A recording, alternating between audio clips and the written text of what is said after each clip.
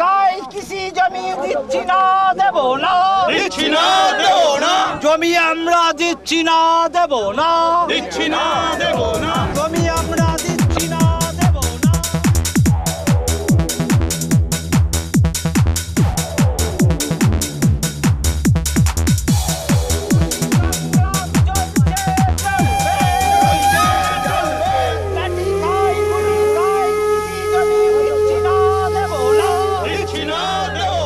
জমি আমরা দিচ্ছি না দেব না, দিচ্ছি না দেব না, জমি আমরা দিচ্ছি না দেব না, দিচ্ছি না দেব না, দুই ফসলি তিন ফসলি জমি আমরা দিচ্ছি না দেব না, দিচ্ছি না দেব না, কৃষি বেড়া নাই না যাবে না। অপদার্থ নিরুপণে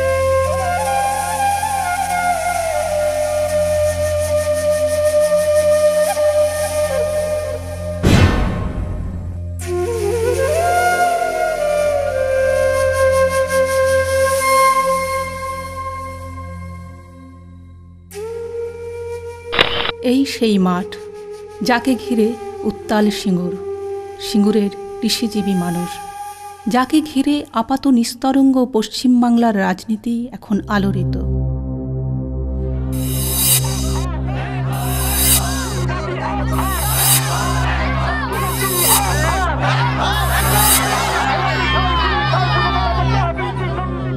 দু 2006 বিধানসভা নির্বাচনে বামফ্রন্টের বিজয় ঘোষিত হওয়ার ঠিক পরই টাটা গোষ্ঠীর কর্ণধার রতন টাটার সাথে মুখ্যমন্ত্রী বুদ্ধদেব ভট্টাচার্যের এই বৈঠক। হুগলির সিঙ্গুরে 1000 একর জমির ওপরে মোটর গাড়ির কারখানা তৈরি করার কথা প্রথম ঘোষিত হলো এখানেই। We have chosen to establish our new small car, that is the 1 lakh car factory in West Bengal. We in fact have scanned the country, looked at various locations and have decided that we would locate this rather revolutionary plant which we hope will give India a true people's car in West Bengal. First location of the small car thing, that is in Shingo, Hooghly district.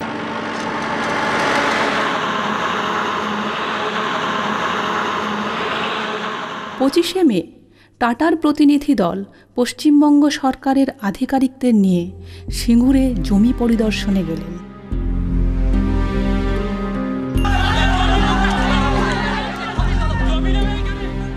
সেখানেই কৃষক বিক্ষোভের মুখে পড়লেন তারা। সিঙ্গুরের কৃষক উঠে এলো খবরের শিরোনামে।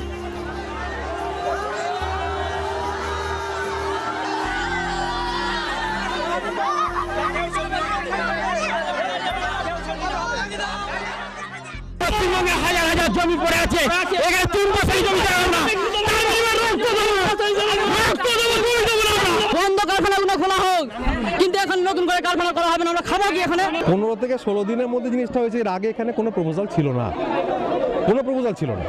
আজকে যখন প্রপোজাল এসেছে, ওনারা জায়গাটা দেখেছেন, লোকেদের ক্ষোভ আছে, সেই ক্ষোভ তারা প্রকাশ করেছেন।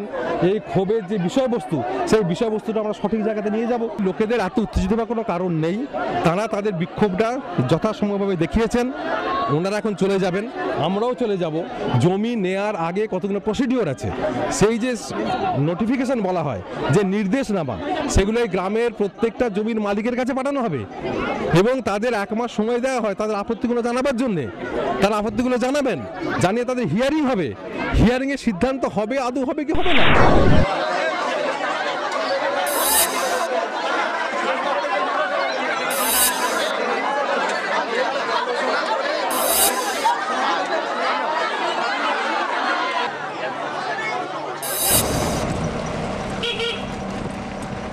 সিঙ্গুরে একটা বার্তা পৌঁছায় চাষি মহলে যে টাটা এখানে মোটরগাড়ি কারখানার জন্য জমি অধিগ্রহণ করবে।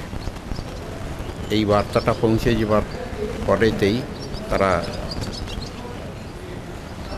এটা নিয়ে আলোচনা করেন এবং তার 2-1 দিন পরেই রতন টাটা এবং সরকারের প্রতিনিধি নিয়ে তারা জায়গা পরিদর্শন করতে এলে কৃষকদের মাঝখানে বার্তাটা প্রচারিত হয়ে যায়। কৃষকরা স্বতঃস্ফূর্তভাবে এই গাড়ির পথ অবরোধ করে তারা জমি অধিগ্রহণে ক্ষেত্রে প্রচণ্ড আপত্তি করে এবং বিক্ষোভ জানায়। জমি চলে গেলে ভিক্ষা করা ছাড়া কিছু পথ থাকবে না। আমাদের স্বামীরা লেখাপড়া শেখেনি, কি পাবো? ভিক্ষা করতে গেলে ভিক্ষাও পাবো না। আমাদের ওই মাঠে ছাড়া আমরা জমিতে না দেবো না, মোট দেবো না জমি। আমরা জমি দিচ্ছি না, দেব না। শিল্পের নামে কৃষি জমি ধ্বংস করা হচ্ছে কেন? বামন সরকার জবাব দাও। আমরা কৃষি জমি ধ্বংস করতে দিচ্ছি না, দেব না। এই মা মাটিকে আমরা ছাড়ছি না, ছাড়বো না। সংগঠনের নাম দিয়েছি যে সিঙ্গুর কৃষি জমি রক্ষা কমিটি। এই কমিটির নেতৃত্বে একটার পর একটা আন্দোলন চলছে। আমরা প্রথম আন্দোলন যেটা আমরা করেছিলাম যে আমরা বিডিও অফিস অভিযান করেছিলাম এবং 1 জুন সেদিন বিডিও অফিসে প্রায় 4 থেকে 5 হাজার কৃষক এবং কৃষক রমণীরা কৃষকের ব্যবহৃত সাজ সরঞ্জাম নিয়ে সেদিন আমরা হাজির হয়েছিলাম।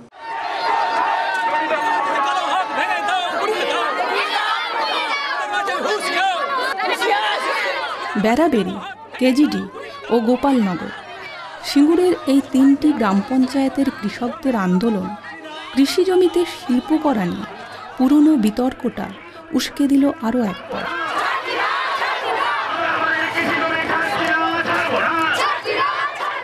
প্রশ্ন উঠল, সিঙ্গুরের এই মাঠ কৃষকদের জীবন জীবিকার জন্য কতটা প্রয়োজনীয়।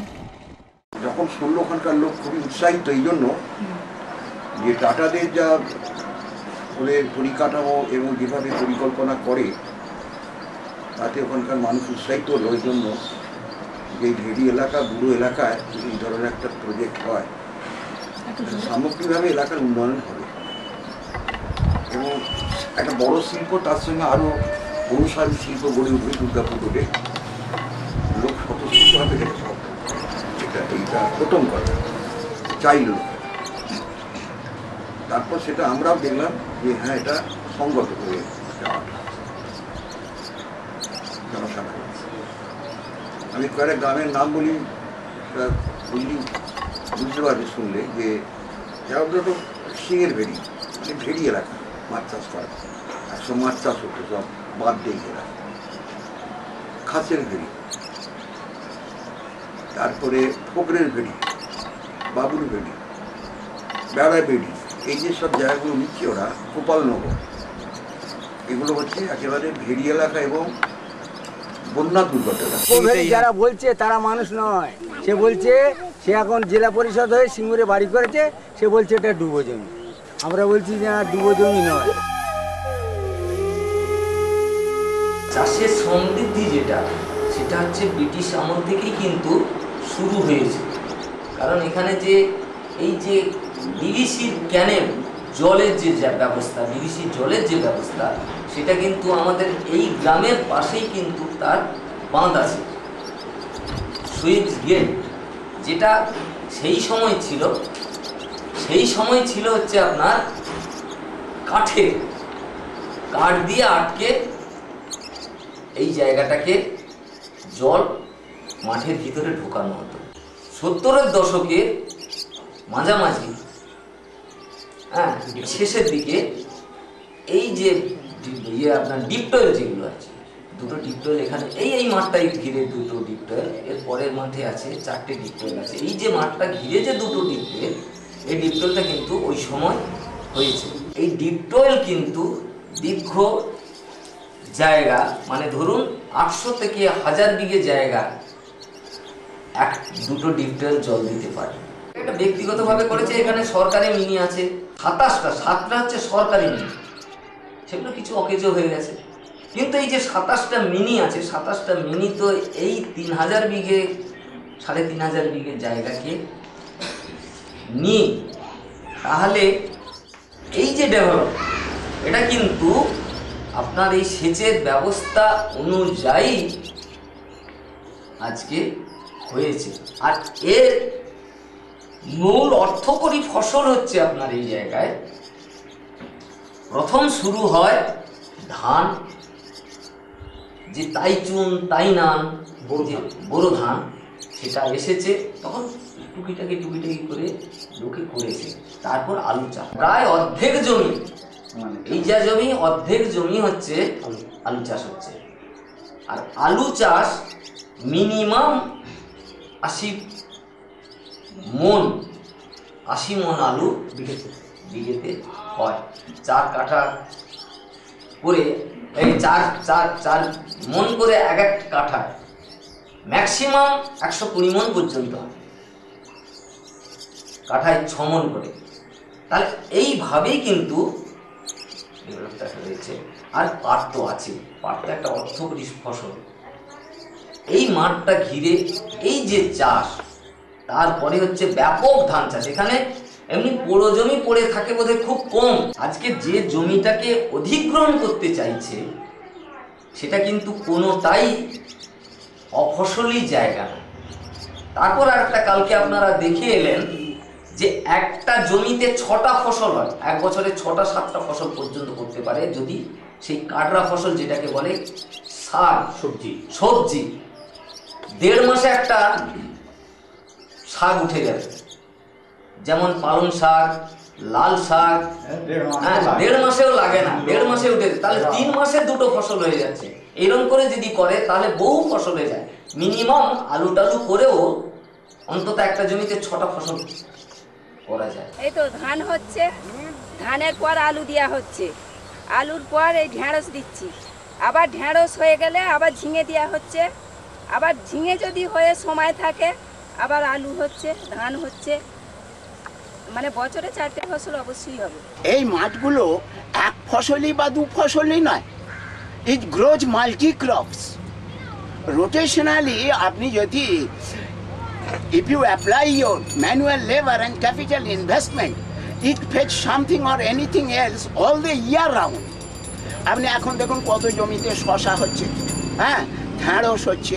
যার 10 কাঠা জমি আছে ধরুন বা 1 বিঘে জমি আছে, সেও এই জমিটায় হ্যাঁ সারা বছর খেটে সে দেখুন সংসারটা মেনটেন করছে। আমার 2 বিঘে জমি আছে, ধরুন আমার 15 জন সদস্য। কটা ফসল হয়? আমার এখানে 3টে 4টে, ধরুন এই তিল হয়ে গেছে, তার ভেতরে আমি কুমড়ো দিয়ে রেখেছি, দেখুন কুমড়ো গাছ পাট করে। কি বলবো বলুন তো, কড়াই হয়, তিল হয়, তারপরে আপনার ঢেঁড়স হচ্ছে, আলু হচ্ছে, পাট হচ্ছে, ধান হচ্ছে। আপনাকে কত এখন আমাদের সব বাড়িতে মজুত আছে, 2 সিজনের ধান আছে, চলুন সমস্ত আপনি সবজি পাবেন। কিন্তু এইসব না থাকলে আমরা কোথা থেকে কি খাবো, কি করে আমরা বাঁচবো, এই চিন্তায় আমাদের চোখে ঘুম চাই না, টাকাও চাই না, কিছু চাই না। জমিতে যদি পরিশ্রম করা যায় 3টে 4টে ফসল করা যায়। এই একটা ফসল আমি শশা বইলেছি, এতে কোনো সার ওষুধ নেই, বিনা পয়সার চাষ। আমার সংসারটা প্রতিফলন এই 2 বিঘে জমির মধ্যে। এই সব জমি যদি চলে যায় 3-4 ফসলি জমি। সারা সিঙ্গুর কেন্দ্রে 4টে স্টোর আছে, কামারকুণ্ডুটাকে ধরলে 5টা স্টোর আছে। এই সব স্টোরগুলো এই সব মাঠের উৎপাদন মাল, আলু বিশেষ করে সেখানে মজুত রাখা হয়। সারা বছর সারা পশ্চিমবঙ্গে চালাচ্ছে, সারা পশ্চিমবাংলায় এই আলু। রতনপুর মোড় সারা পশ্চিমবাংলার লোক জানে একটা বিখ্যাত এলাকা।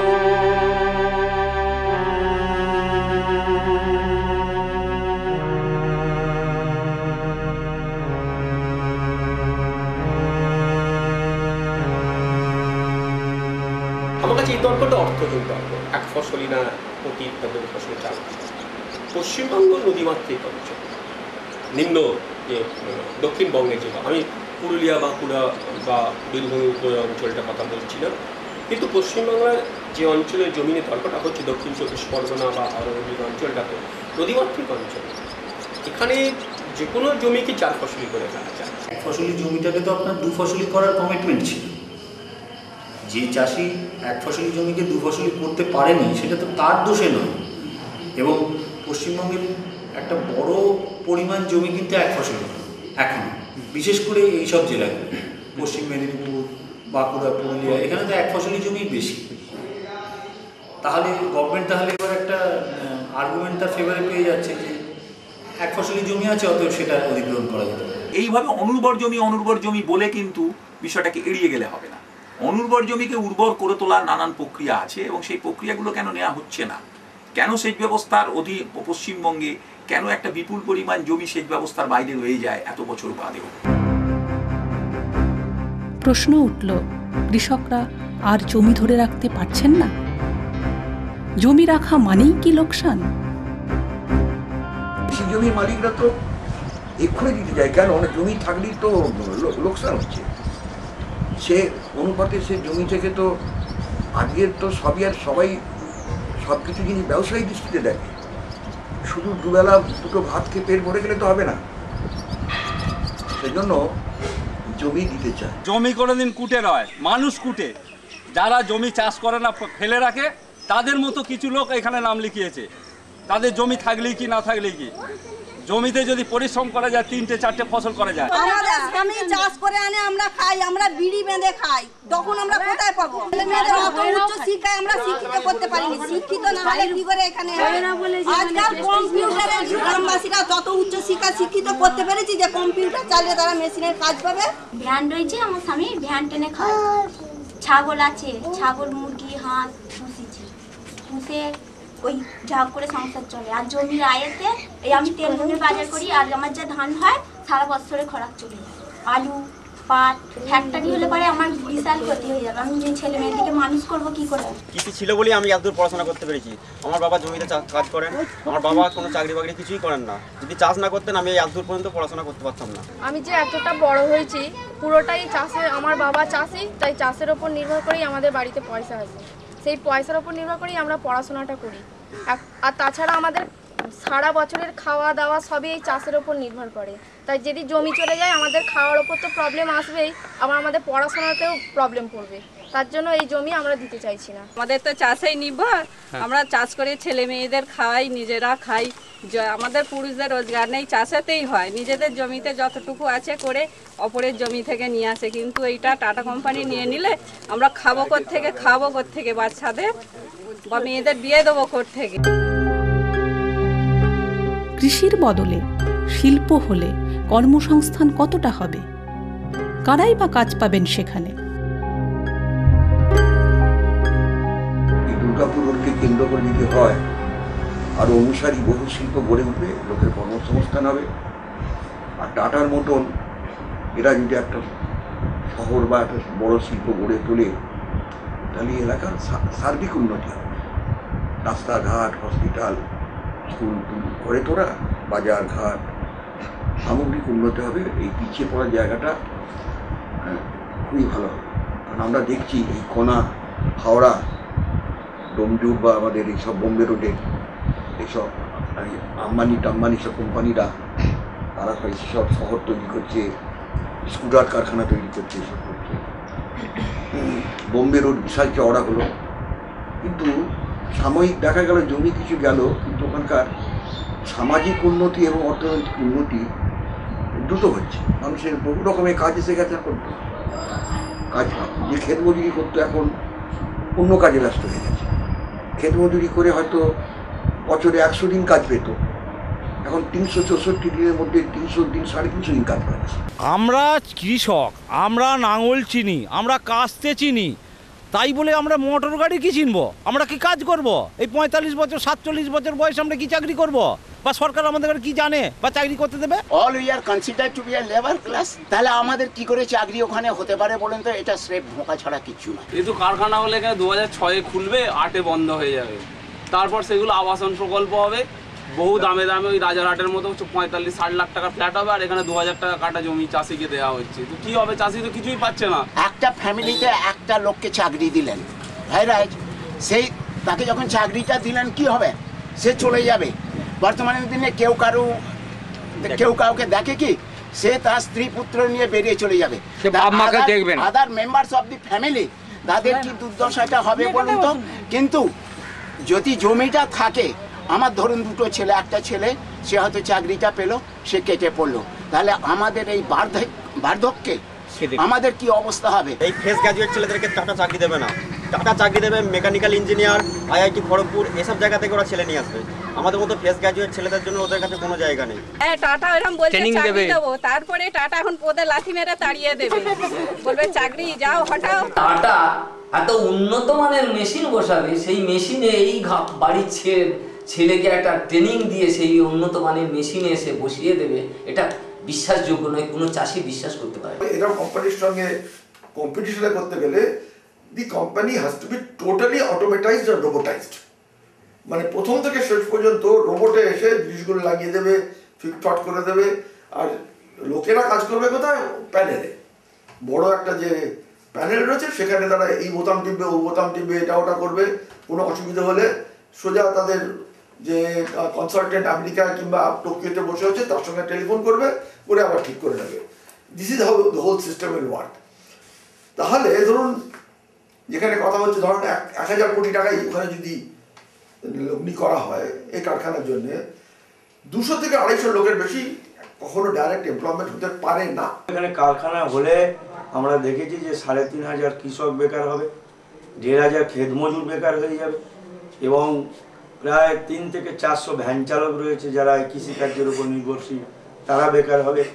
ধরুন 150 থেকে 200 ফ্যামিলি রয়েছে যারা এই গরু ছাগল এসব প্রতিপালন করে মাঠে প্রতিপালন করে চড়িয়ে তারা জীবিকা নির্বাহ করে, তারাও বেকার হয়ে যায়। তাদের বুঝিয়েছে এই দুটো চারটে ছাগল ফাগল মাঠে চড়ায়, তাদের বলে যে এই যে দিদি এই যে ছাগল চড়িয়ে দুটো পয়সা পেতে এই মাঠটা চলে গেলে একটু ছাগল চড়াতে পারবে?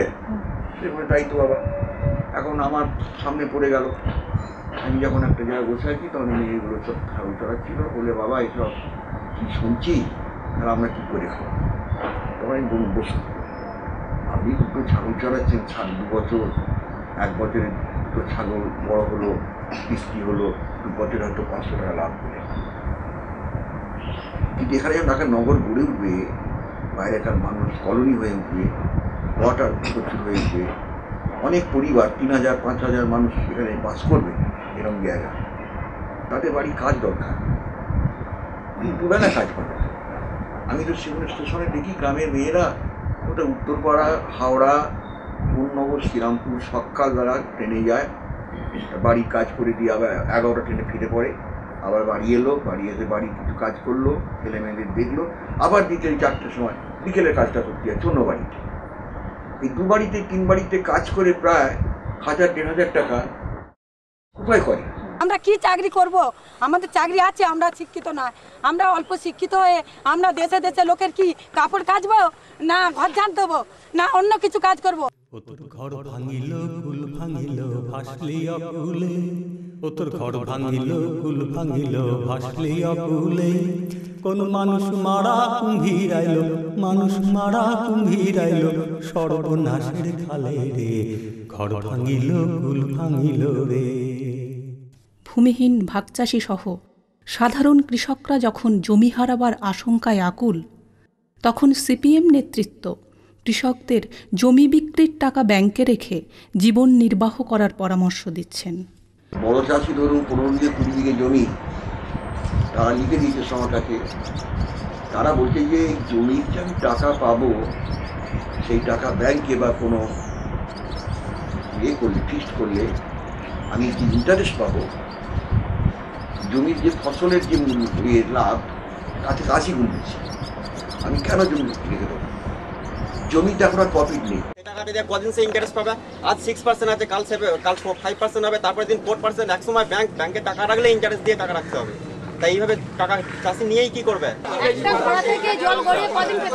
এক ফুটা রক্ত দেবো কিন্তু আমরা জমি দেবো না, কারণ আজ আমার দাদু করে এসেছে, আমার বাবা করে আসছে, আজ আমরা করব, আমার ছেলেরা মেয়েরা করবে, তার ছেলে মেয়েরা করবে, কিন্তু সেই ওই টাকাটা নিয়ে তো এতদিন চলবে না আমাদের। 1990-এর দশকে কৃষিজমি অধিগ্রহণ করে খড়গপুরের কাছে স্থাপন করা হয়েছিল টাটা মেটালিক্স ও অন্য কিছু শিল্প। তার অভিজ্ঞতা কি বলে? টাটা মেটালিক্স বলে যে কারখানাগুলো হয়েছে বর্তমান ক্ষতিপূরণ করার পরে দেখা গেল ওরা যে ক্ষতিপূরণটা দেওয়ার মনস্থির করলো, তাদের চাষিদের মধ্যে অনেক বিক্ষোভ দানা বাঁধলো যে এত অল্পেতে জমি দেওয়া যায় না, অল্প মূল্যে। কিন্তু মনে মনে একটা স্বাগত অনেকে বুঝিয়েছিল, বলেছিল কলকারখানা হোক, এটা ডেভেলপমেন্ট হোক, কিন্তু জমিগুলো ঠিক কৃষি জমি না নিয়ে যদি একটু ডাঙ্গা ডাঙ্গা টাইপের জমি নেয়, এই তো আমাদের বনজ অঞ্চল রয়েছে, পাশাপাশি অনেক দাহি ডাঙ্গর রয়েছে, মরুমের খাদান রয়েছে, বোল্ডারের খাদান রয়েছে, প্রচুর জমি রয়েছে, ওই দিকটা নিলে ক্ষতি কিছু ছিল। আপনারা মনে করছেন যে আর্থিক অবস্থার আপনাদের খুবই অবনতি হয়েছে? দুর্ধর্ষ 100 বার দুর্ধর্ষ হয়েছে। মানে আমাদের যে স্ট্যান্ডার্ড মানে স্ট্যাটাস ছিল সেটা বিরোধ মানে হ্যান্ড টু মাউথ হয়ে গেছে। আমরা চেয়েছিলাম আমাদের যে কৃষি জমি, এই জমিগুলো ছেড়ে আপনারা ডাহির দিকে যাবেন, আর যদি জমি নিতেই হয় তাহলে আপনাদেরকে যে সমস্ত দলিল বিক্রি কিনা হয়েছে সেই দলিলগুলা দিচ্ছি, সেই মোতাবেক টাকা দিতে হবে। টাকা দিতে হবে আমার চাকরি পরিবার প্রতি 15,000, 18,000, 20,000, 22,000 টাকা ডিসমিল, সেই মৌজার জমি ওরা গড় ধরেছে 3,000 টাকা। পশ্চিমবঙ্গের স্ট্যাটিস্টিক্যাল রিপোর্ট বলছে যে জমি রয়েছে অকৃষি জমি প্রচুর রয়েছে, তো সেই অকৃষি জমিতে সরকার পরিকাঠামোটা তৈরি করে দিক না, তা জল বিদ্যুৎ রাস্তা একটা তৈরি করে দিলে কি সেগুলো হয় না? অর্থাৎ কৃষি জমিটাকে নিয়ে আজ কৃষক মানে সরকার পক্ষ বলছে কৃষি জমি আমাদের এত বেশি যে খাদ্য নাকি সারপ্লাস হচ্ছে, তো সারপ্লাস খাদ্যের কি একটা অংশ আমাদের দিকে আসছে যারা কৃষক হারিয়েছি? আমাদের রিহেবিলিট কি কিছু করা হয়েছে? আমাদের হ্যান্ড টু মাউথের পার্মানেন্ট কোনো ব্যবস্থা করা হয়েছে? এই প্রশ্নগুলো তো সরকার কোনোদিন শুনে না। গ্রামে গ্রামে মিটিং করে পঞ্চায়েত স্তরের নেতারা, কখনো বড় মাপের কলকাতা থেকে আসা নেতারা, তারা এই টাটা মেটালিক্স কারখানা হওয়ার আগে এখানে বক্তৃতা দিয়েছেন এবং বলেছেন প্রত্যেক ভূমিহীন পরিবার থেকে একজন করে লোককে টাটা মেটালিক্সে চাকরি দেওয়া হবে। খুব মানে অবভিয়াস রিজনসের জন্য সেটা দেওয়া সম্ভব হয়, কারণ টাটা মেটালিক্স আমি যখন ফিল্ড ওয়ার্ক করেছি তখন প্রতিদিন 295 টন পিগ আয়রন তৈরি করতো এবং সেই কারখানাটা চালাতে তার 100 থেকে 150 বেশি লোক লাগতো, কিন্তু সেই কারখানাটা তৈরি করা হয়েছে 200 একর জমির উপর। সেখানে খুব কম করে হলেও মানে প্রায় 1000 খানেক পরিবার ওই জমির উপর ডিপেন্ডেন্ট। অর্থাৎ কৃষি জমিতে শিল্পায়ন বা নগরায়ন নিয়ে বিতর্কটা বেশ পুরনো। খড়গপুর, রাজারহাট, ভাঙড় হয়ে বিতর্ক আজ সিঙ্গুরে কেন্দ্রীভূত, কারণ সিঙ্গুরের কৃষকদের ধারাবাহিক আন্দোলন যা রাজ্য স্তরের বিরোধী দলনেতাদের টেনে এনেছে সিঙ্গুরে।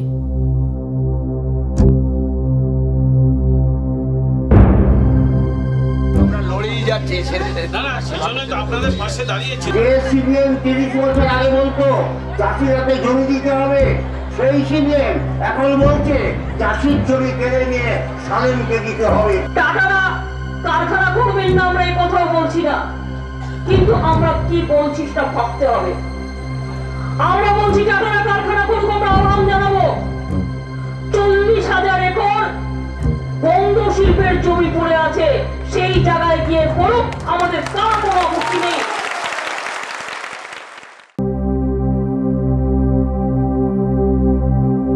কিন্তু নতুন শিল্প কোথায় হতে পারে আর কোথায় হতে পারে না তা নিয়েও উঠে এলো নানা মত, নানা তর্ক। কারখানা মালিকরা ওই জমি একটা জায়গা হয়েছিল, জমিটা দরকার ছিল সরকারের, জমিটা অধিগ্রহণ করে দেখা গেল আরো 3 রকম 4 রকমের ব্যাংকের নোটিশে যায়। কি ব্যাপার? ওই জমিটাকে দেখি 3-4 জায়গায় লোন দিয়েছি। জমিগুলো যে পড়ে আছে মানে ভাববেন না যে আমরা নিঃস্বার্থ পড়ে আছি। পুঁজিবাদীরা বা কারখানা মালিকরা ওই জমিটাকে দেখে বিভিন্ন ধরনের লোন করেছে। তো এখন তারা পছন্দ মতো তারা ইনভেস্ট করবে, তারা পছন্দ মতো জমি দেখে নেবে, আমাদের সেই জমিটা সরকারের পক্ষ থেকে ব্যবস্থা করে দিবে, শিল্পায়নের স্বার্থে সেটা আমাদের করে দিতে হবে। শিল্পায়নের যেমন প্রয়োজন রয়েছে, সবচেয়ে আগে প্রয়োজন কিন্তু যে মানুষগুলোর জমির উপর ভিত্তি করে শিল্পটা গড়ে তোলার কথা ভাবা হচ্ছে তাদের ন্যূনতম নিরাপত্তার প্রশ্নটি সবচেয়ে প্রথম বিচার্য।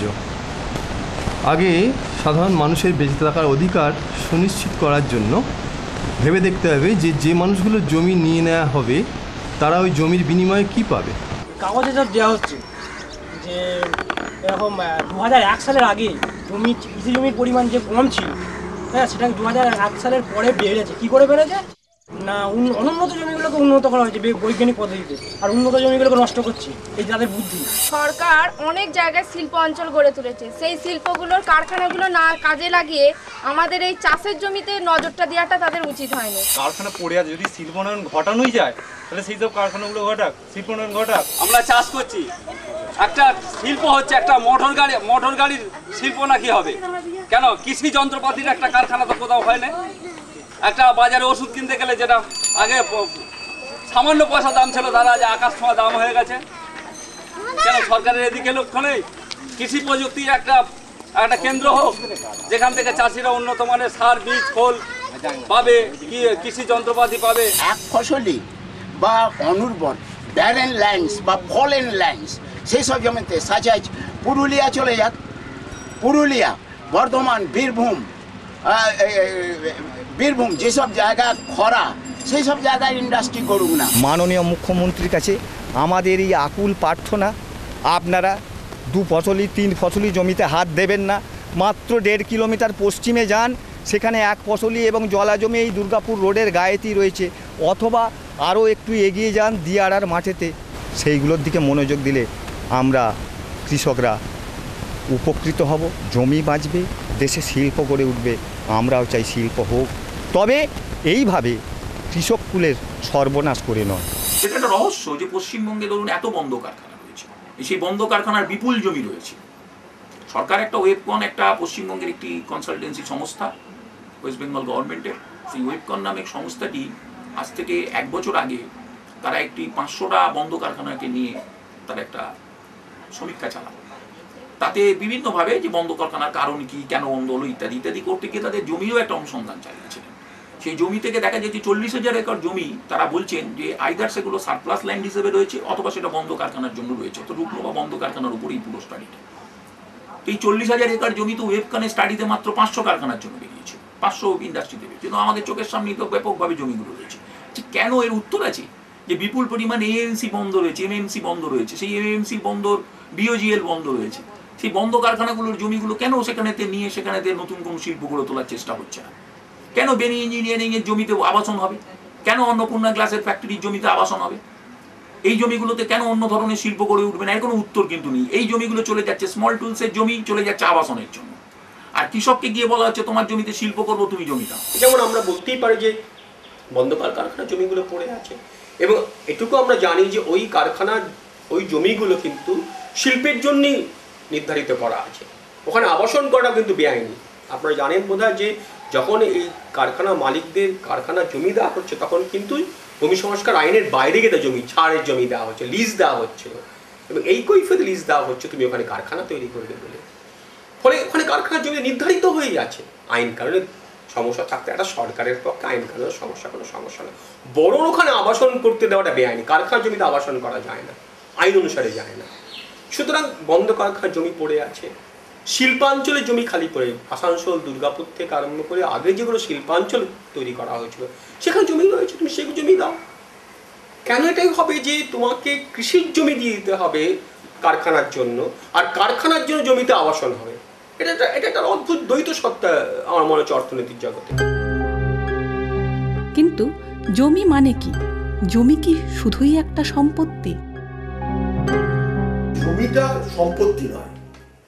আমার একটা ভাঙা অ্যাডমাসাডার আছে, সেটা আমি এদিক ওদিক মাঝে মাঝে চড়ি, এটা কিন্তু আমার কাছে সম্পত্তি।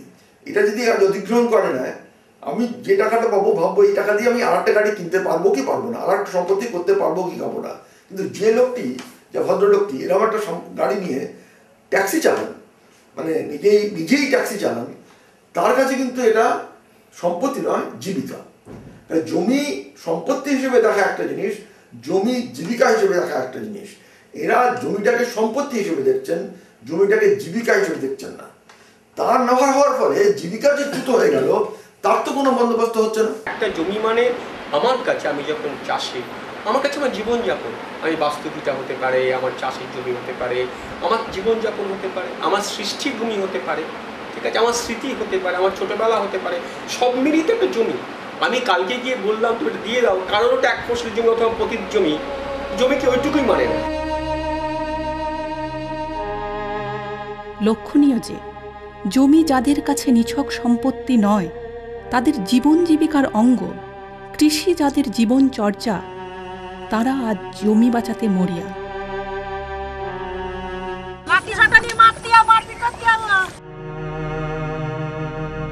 তারাই আজ আন্দোলনের পুরোভাগ।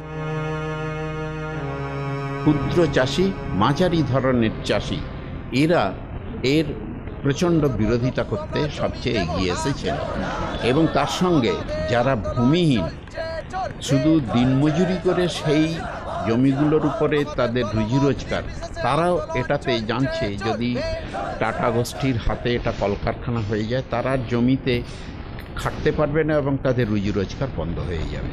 তারাও বিরোধিতা করছে। এমনকি যে সমস্ত অসহায় সংসার যারা গরু ছাগল চড়িয়েও তাদের দিন প্রতিপালনের চেষ্টা করছে, তারাও এর প্রতিবাদ করছে। আজকে যে ওইখানে টাটার গাড়ি আটকে ছিল তারা কিন্তু দিনমজুর, প্রান্তিক চাষি, এরাই কিন্তু আটকে ছিল, তারাই বেশি ক্ষতিগ্রস্ত হবে। সারাদিন খেটে মাথার ঘাম পায়ে পড়ে ছেলেরা রোজগার করে খাচ্ছে, বা মা বউ ছেলে। এই জমি যদি কেড়ে নেয় আমরা কি খাবো? ছেলেদের মুখে কি দেবো? ছাগল গরু পুষে আমরা খাই, নানা লোক এইখানে গরিব লোক তারাও খায়। হ্যাঁ, জমি আমরা দিতে রাজি নয়, রাজি নয়, রাজি নয়। ছাগল গরু চাষ করে আমরা খাই, কাঠ কুটো মাঠে ঘাটে দুটো চারটে কুড়ুনো হয়। জমি জায়গাটা আমরা ভাগে ভূত করে খাই, 5 জনের নিয়ে 5 কাঠা ভাগে করে 6 মাসের খরচ করি। একটু আলু চাষ করি, বা একটু পাট করি, একটু ধান করি, বা তাতে একটু ঢেঁড়স করি, কুমড়া করি, তিল করি, সর্ষে করি, সব জিনিসটাই করি আমরা। মুখ্যমন্ত্রীকে আমরা দিতে রাজি নই। সে যদি মুখ্যমন্ত্রী হতো এরকম তারা মানে অপবাদ করতো না, এরকম করে বেঈমানি করতো না। সে বেঈমান, সে মানুষ নয়, মানুষের পর্যায়ে পড়ে না। সেই মানুষ যদি প্রকৃতি হতো এই সবের বাচ্চাদের গলা দিয়ে সে নিতে পারতো না, রেস্তে পারতো না। জায়গা না, একবেলা খেতে পেতুম, একবেলা খেতে পেতুম না। আমার স্বামী একলা খাটে, আর আমরা এখন এবার চাষিদের থেকে জমি ভাগ নিয়ে আমরা জমি জায়গা ভাগ করি, আর 2 মানুষই আমরা কাজ করি মাঠে। মাঠে কাজ করে এখন জমি জায়গা করে আমরা এখন ছাগল পুষি, তার সাথে ছাগল আছে, মাঠে ছাগল মেরে দিয়ে কাজ করি, কাজ করে ছাগল পুষে বছরে 4-5টা ছাগল বিক্রি করি, খাসি বিক্রি করে আমরা জমি কিনেছি 5 কাঠা। এই আয় উন্নতির পথে আমরা এসেছি। এই উন্নতি আমাদের কেড়ে নিলে আমরা কিন্তু ছাড়বো না, মরতেই মরবো, তবু জমি ছাড়বো না। আমরা কারখানা করতে দেবো না, আমরা তো রুখবই। আমরা অপরের জমি করে খাচ্ছি, তারাও যদি দিয়ে দেয় আমরা রুখবো।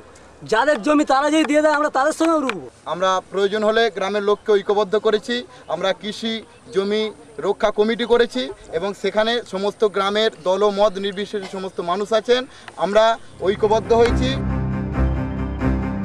আর যারা নিজের হাতে চাষ করেন না, জমির ওপর যাদের জীবন জীবিকা নির্ভরশীল নয়, তাদের ভাবনা অন্যরকম। জমি অধিগ্রহণে তারাই সরকারের ভরসা। কারখানা হবে আমি চাই, কিন্তু কারখানা যে হবে, আমার তো জমি দিনই আমার জমিটা শেষ হয়ে গেল, আর তো কিছু পাচ্ছি না। আর যে টাটা করছে সে তো পাচ্ছে, সে সারা জীবন পাচ্ছে। এ তো আমার পুত্র শোকের মতো, পুত্র মরে যাচ্ছে, কিন্তু হ্যাপক টাকা পেলে পুত্রকে মরার শোক ভুলতে পারবো, কিন্তু কম টাকায় ভুলতে রাজি না। সরকারি টাকা ভুলতে রাজি না, মোটামুটি 8 থেকে 10 লাখ টাকা হোক দিকে, আমি না চাষিরা দিয়ে তখন জমি দিয়ে আসবো। বড় চাষিরাই বেশিরভাগ দিকে দিয়েছে। বড় চাষিরা যখন আগিয়ে এসেছে জমি দেওয়ার জন্যে, তারপরে বুঝতেই পারছে মাঝারি ছোটরা অপেক্ষা করতে যে আমরা দিয়ে দেবো, একটু প্রতিবন্ধকতা আছে বলে একটু ইয়ে আছে। প্রকৃতপক্ষে যারা চাষের, যারা জমির মালিক, তারা কিন্তু জমি দিতে আগ্রহী। সেই জমির উপরে কিছু মানুষ আছে, যে মানুষ ধরুন তারা রেকর্ডেড বর্গাদার নয়, আনরেকর্ডেড বর্গাদার, লিজ নিয়ে চাষ করে, কোনো কাগজপত্র নেই, মৌখিকভাবে লিজ নিয়ে চাষ করে। এরকম বেশ কিছু মানুষ আছে। কারণ ওইখানে যারা জমি জায়গা যারা মালিক, তারা বেশিরভাগ অনেক জমির মালিক আছে যারা নিজেরা চাষবাস করে না, তারা কোনো ব্যবসাপত্র করে, কি বাইরে থাকে, কি চাকরি বাকরি করে। জমিতে তাদের প্রধানতম ইনকামের সোর্স ইয়ে নয়, মানে প্রধানতম সংসার চালাবার ক্ষেত্রে জমির ইনকামটা তাদের প্রধানতম সোর্স নয়, আর অন্য সোর্স আছে।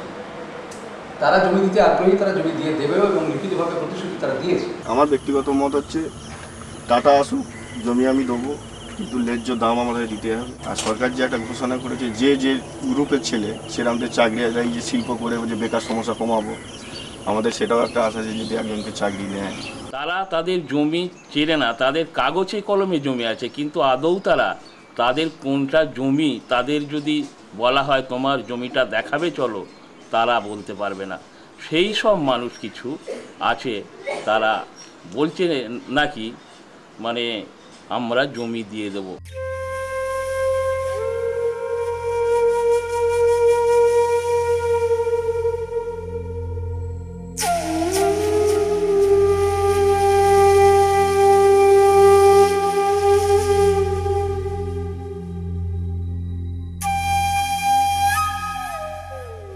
সরকার আজ জমি অধিগ্রহণ করছে, 1894 সালে ব্রিটিশ আমলে তৈরি করা এক আইনের বলে, যে আইনে কৃষকদের সম্মতির কোনো মূল্য নেই। প্রশ্ন উঠেছে সেই আইনের ন্যায্যতা নিয়েও। পশ্চিমবঙ্গ সরকার এখনো পর্যন্ত জমি অধিগ্রহণ করছেন যে আইনের সাহায্যে, সেই আইনটা কিন্তু একটা অত্যন্ত প্রাচীন একটা ব্রিটিশ ঔপনিবেশিক আইন। এবং আমার খুব আশ্চর্য লাগছে যে শুধু শাসক দল, যারা বিরোধী মঞ্চে যারা রয়েছেন, তারাও কিন্তু কেউই এই ভূমি অধিগ্রহণ আইন যেটা, সেই আইনটাকে খোলনলচে বদলে একটা স্বাধীন ভারতের একটা প্রগতিশীল আইন তৈরি করার কথা ভাবছেন। অর্থাৎ শিল্প হোক, শিল্পায়ন হোক, এটা সবাই চায়, কিন্তু শিল্পায়নটা যদি একটা মধ্যযুগীয় আইনের মাধ্যমে হয়, তাহলে সেটাকে কখনোই আধুনিক শিল্পায়ন বলা যেতে পারে। কৃষককে দিয়ে সঙ্গে দিয়ে আলোচনা করছেন না যে সে তার ভালোটা কি চায়, সে কি চায়, তার ভালোটা তো সেই বোঝে, সে কি চায়। আর কোনো অধিকার আছে যে এটা তো আমাদের ভাবতে হবে নতুন করে, যে আজকে আমার ব্যক্তিগত সম্পত্তি, একদিকে বলছি এটা সমাজতন্ত্র নয়, একদিকে বলছি বাজার ব্যবস্থা, পুঁজিবাদী ব্যবস্থার মধ্যে আমরা কাজ করছি, তো সরকারের কোন অধিকার আছে যদি সমাজতান্ত্রিক ধাঁচেরই কোনো রকম কোনো ধারণা এবং সমাজতান্ত্রিক ধাঁচেরই কোনো ব্যবস্থা যদি আমি গড়ে তুলতে না পারি, তাহলে কি করে ব্যক্তিগত মালিকানায় ব্যক্তিগত থাকা জমি আমি মানুষের কাছ থেকে নিয়ে নিই? এটা সরকার পারে নাকি করতে? এবং এটা সরকার করছেন, তার গাজুয়ারি করে করছেন। জনস্বার্থ বলতে গেলে যে কোনো জমি অধিগ্রহণ করা যায় না বাই কোয়ার্সিভ মেথড, এটা হচ্ছে কোয়ার্সিভ মেথড, মার্কেট মেথড নয়, তাহলে পাবলিক ইন্টারেস্ট হতে হবে। তো পাবলিক ইন্টারেস্ট হতে হলে কতগুলো তার ক্রাইটেরিয়ান আছে, সেই ক্রাইটেরিয়াগুলো দেওয়া আছে ডাইরেক্টিভ প্রিন্সিপাল অফ স্টেট পলিসিতে। আর্টিকেল 39-এ বলা আছে যে সব সিটিজেন, মেয়ে এবং পুরুষ, তাদের অ্যাডিকুয়েট মিনস অফ লাইভলিহুড দিতে হবে। অ্যাডিকুয়েট মিনস অফ লাইভলিহুড, তার মানে আপনি যদি 250 লোকের অ্যাডিকুয়েট মিনস অফ লাইভলিহুড দিতে যান, তার জন্য যদি 1,500 লোকের মিনস অফ লাইভলিহুড চ্যুত করেন, তাহলে it violates article 39A of the constitution. দ্বিতীয়ত হচ্ছে আর্টিকেল 39B অফ দ্য কনস্টিটিউশনে বলা আছে যে the community resources have to be so husbanded and used to serve the largest number, they come to best interest of the community. এখন একটা কারখানা করে গাড়ি বার করা, তাতে কমিউনিটি কতখানি সার্ভ হবে, এবং 1,500 থেকে 2,000 লোকের বৃত্তিচ্যুত হওয়া, তাতে কমিউনিটি কতখানি সার্ভ হবে, এই অঙ্কটা আমি করতে পারবো না। যারা পারেন তারা করে দেখুন। Why rob Peter to pay Paul? আমারটা হরণ করে রামেরটা হরণ করে লুট করে নিয়ে রহিমকে দেওয়ার কি মানে আছে? টাটা কোম্পানি আসবে, ও তো নিজের স্বার্থে আসবে, তারা ব্যবসা করবে, বড় লোকই হয়ে যাবে, গরিবের মানে কোনো ইয়ে থাকবে না। সরকারগুলি হচ্ছে নায়েব আর টাটা বিড়লা হচ্ছে জমিদার, তাদের স্বার্থ রক্ষা যে নায়েব করবে তারা তাকেই নিয়ে আসবে। আজকে যদি এখানে যদি অন্য কোনো দল আসতো, টাটা স্বার্থটা তাকেই দেখতে।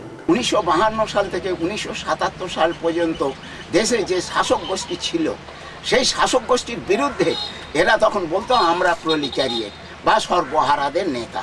হ্যাঁ, তখন এরা যারা শাসক গোষ্ঠী ছিল, আমি নাম বলছি না, পার্টিকে, রুলিং পার্টিকে, তাদের ঘরে এরা বলতো এটা বুর্জোয়া, এরা টাটা বিড়লাদের দালাল। আজকে এরা কি করছে বলুন তো?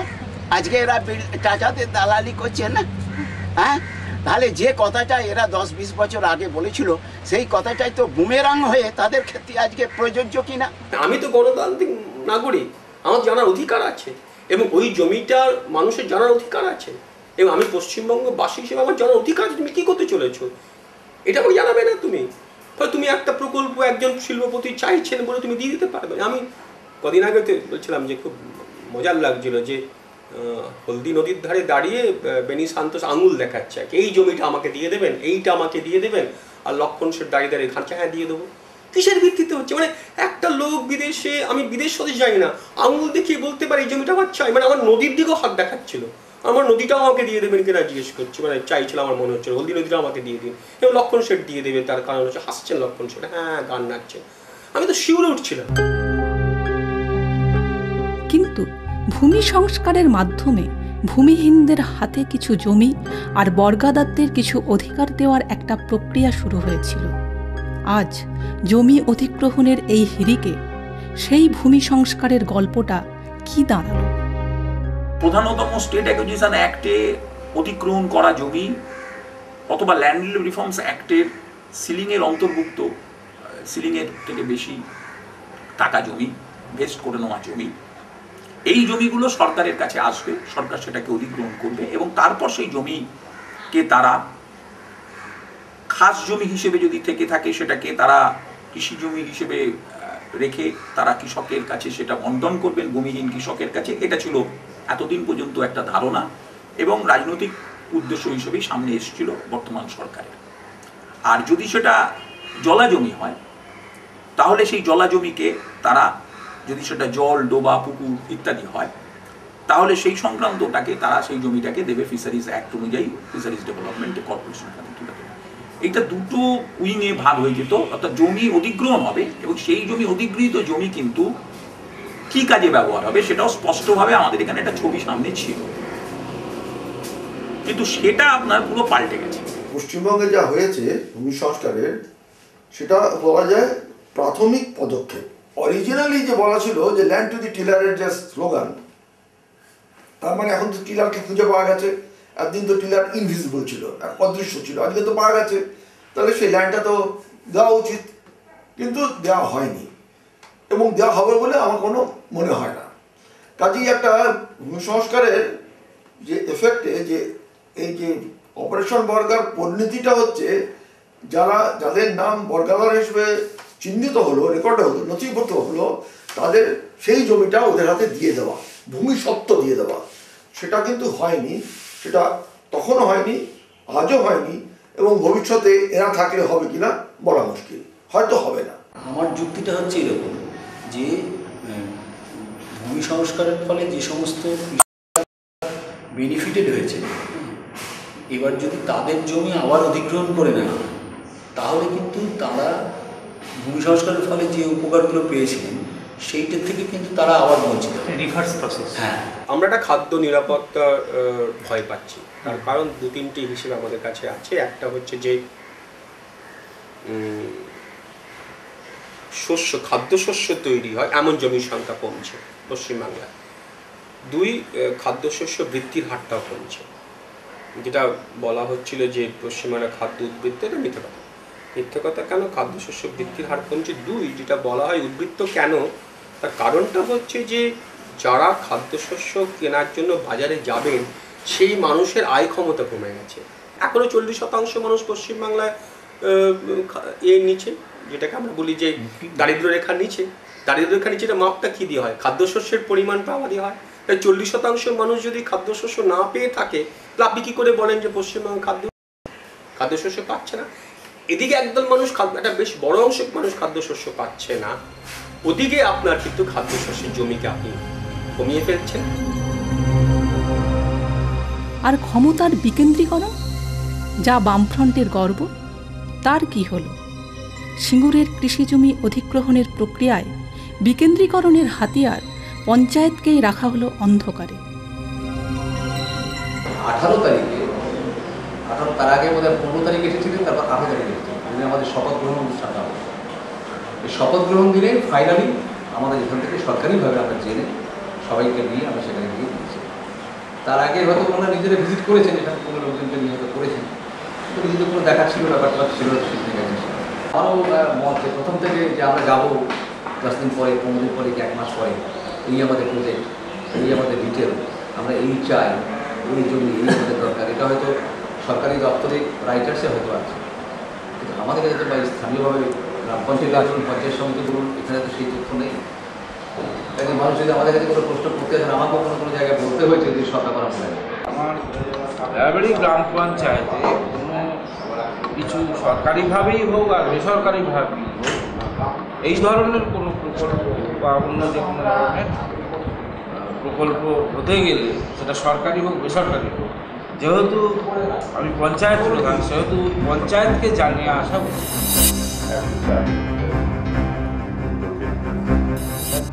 সরকারের একতরফা জমি অধিগ্রহণের সিদ্ধান্ত কৃষকদের মধ্যে এক মরিয়া মনোভাবের জন্ম দিয়েছে। যা রক্তক্ষয়ী সংঘর্ষে রূপ নিতে পারে বলে আশঙ্কা।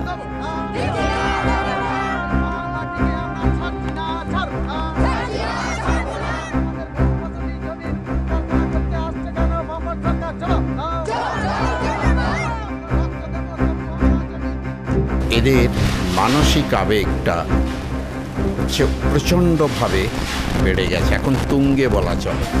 কারণ তারা ভূমিকে মায়ের মতনই মর্যাদা দেন।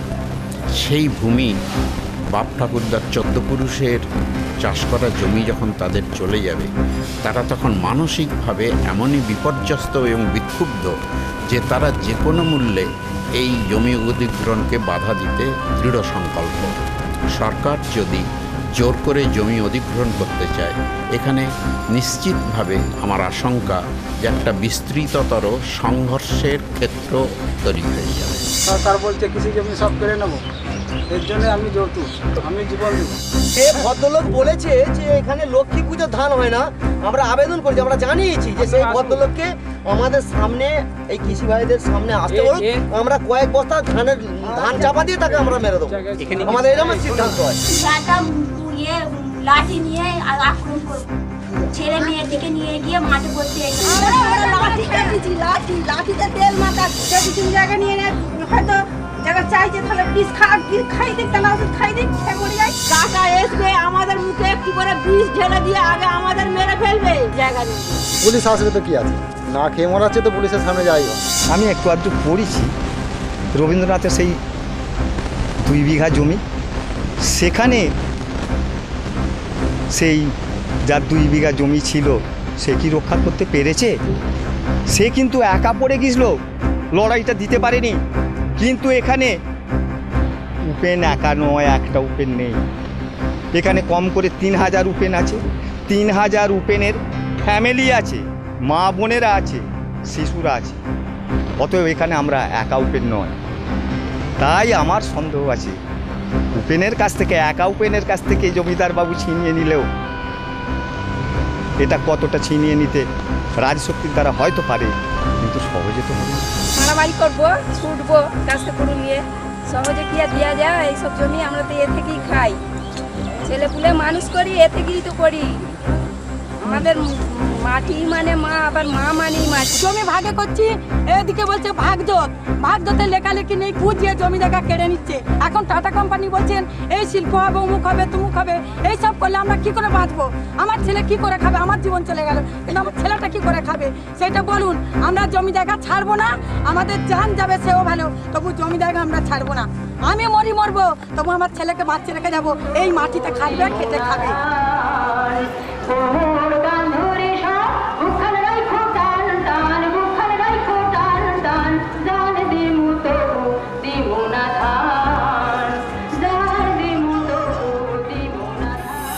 সরকার যখন অধিগ্রহণের লক্ষ্যে কৃষকদের কাছ থেকে জমি দেওয়ার সম্মতিপত্র সংগ্রহ করছে, তখন জুলাইয়ের মাঝামাঝি পরপর 2 দিন সিঙ্গুরের কৃষকরা বিরাট মিছিল করে চুঁচুড়া শহরে গিয়ে জেলা শাসকের কাছে প্রায় 1000 কৃষকের আপত্তিপত্র জমা দিয়ে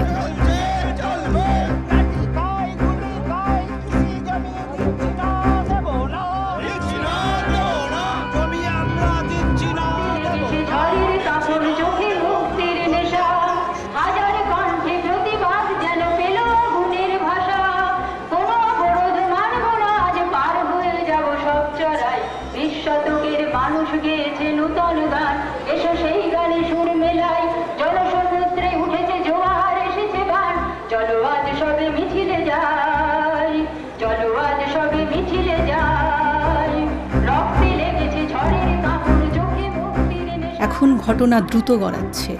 জুলাই 2006-এর 3য় সপ্তাহে সরকার প্রাথমিকভাবে 165 একর জমি অধিগ্রহণের নোটিফিকেশন দিয়েছে।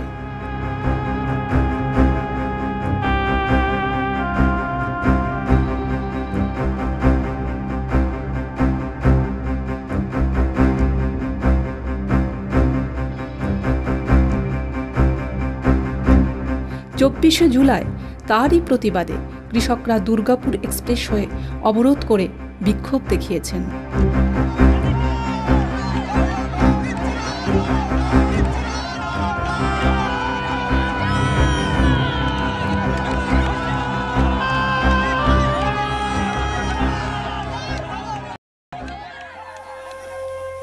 আগামী দিনে এই সবুজ মাঠে প্রস্তাবিত কারখানা গড়ে উঠবে, নাকি কৃষকরা তাদের জমির ওপর অধিকার বজায় রাখতে পারবেন তা ভবিষ্যতই বলবে।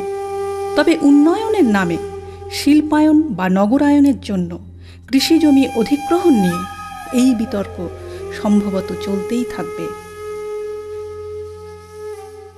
সিঙ্গুরের কৃষকের কণ্ঠে কণ্ঠ মেলাবেন আরও বহু অঞ্চলের মানুষ।